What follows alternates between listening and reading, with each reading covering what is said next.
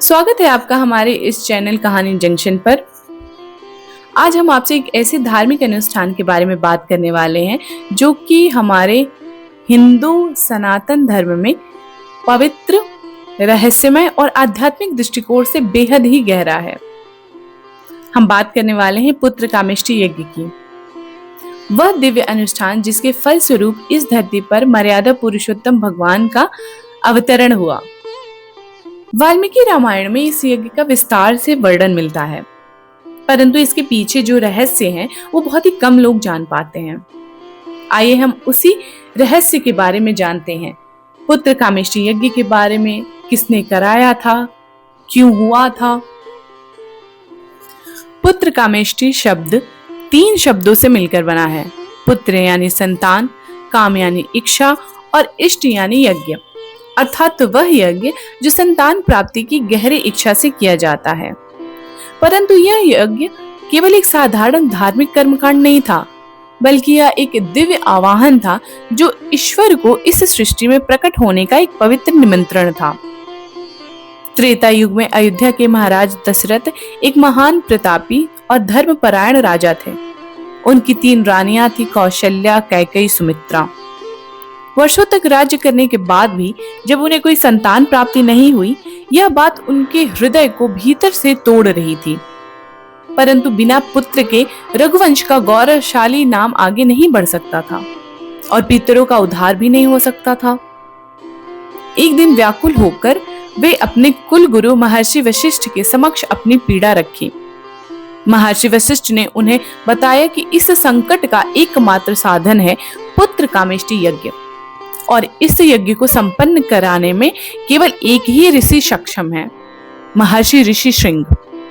यह सुनकर राजा दशरथ के मन में एक नई आशा जागी और वे महर्षि ऋषि श्रृंग को अयोध्या लाने की तैयारी में जुट गए।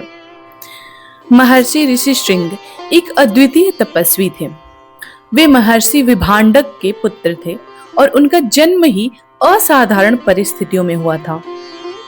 उनके माथे पर एक छोटा सा सिंह था, इसलिए उनका नाम ऋषि श्रृंग पड़ गया। उनकी तपस्या और पवित्रता इतनी अद्भुत थी कि उनके आश्रम में सदा वर्षा होती रहती थी। धरती हरी भरी रहती थी और कोई भी अशुभ शक्ति वहां प्रवेश नहीं कर सकती थी। पुत्र कामेष्टि यज्ञ एक ऐसा दिव्य और दुर्लभ अनुष्ठान था जिसकी एक अद्भुत और कठोर शर्त थी कि जो भी ऋषि या आचार्य इस यज्ञ को संपन्न कराते हैं, वे उस स्थान को जीवन भर छोड़कर नहीं जा सकते। यानी यज्ञ करने के पश्चात उन्हें उसी भूमि पर और उसी स्थान पर अपना संपूर्ण शेष जीवन व्यतीत करना पड़ता था, चाहे परिस्थिति कुछ भी हो। जब महर्षि वशिष्ठ ने महर्षि ऋषि श्रृंग से इस यज्ञ करने को कहा, तो ऋषि श्रृंग इस सत्य को भली भांति जानते थे कि वह यदि यज्ञ करेंगे तो वे अपना आश्रम, अपनी तपोभूमि और अपनी साधना का वह पवित्र स्थान और अपनी स्वतंत्रता सब कुछ सदा के लिए छोड़ देंगे। यह कोई छोटा त्याग नहीं था। एक तपस्वी के लिए उसकी तपोभूमि उसके प्राणों से भी प्रिय होती है। फिर भी महर्षि ऋषि श्रृंग ने बिना संकोच के, बिना किसी स्वार्थ के और बिना किसी शर्त के इस यज्ञ करने की सहर्ष स्वीकृति दे दी। उन्होंने अपना व्यक्तिगत सुख, अपनी स्वतंत्रता और अपनी तपोभूमि को त्याग कर एक धर्मात्मा राजा की पीड़ा को दूर करने का बीड़ा उठाया। तत्पश्चात वह यज्ञ अत्यंत विधि विधान से आरंभ हुआ। वेद मंत्रों के उच्चारण गूंजने लगे, हवन कुंड में आहुतियां दी जाने लगी और पूरे वातावरण में एक अलौकिक दिव्य ऊर्जा का संचार होने लगा। यज्ञ की पूर्णाहुति के समय एक चमत्कारी घटना घटी।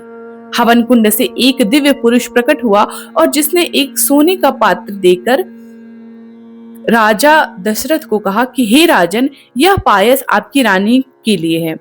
इससे आपको दिव्य पुत्रों की प्राप्ति होगी। यह कोई साधारण खीर नहीं, बल्कि यह स्वयं देवताओं का आशीर्वाद है। यह ईश्वरीय कृपा का प्रसाद है जिसके फलस्वरूप कौशल्या के गर्भ से श्री राम, कैकेयी के गर्भ से भरत और सुमित्रा के गर्भ से लक्ष्मण शत्रुघ्न का जन्म होगा। तो इस प्रकार पुत्र कामेष्टि यज्ञ संपन्न हुआ। महर्षि ऋषि श्रृंग का वह निस्वार्थ त्याग ही इस यज्ञ का सबसे बड़ा शक्ति था। सच्चा त्याग ही सबसे बड़ी तपस्या है और सच्ची तपस्या ही ईश्वर को पृथ्वी पर खींच लाती है।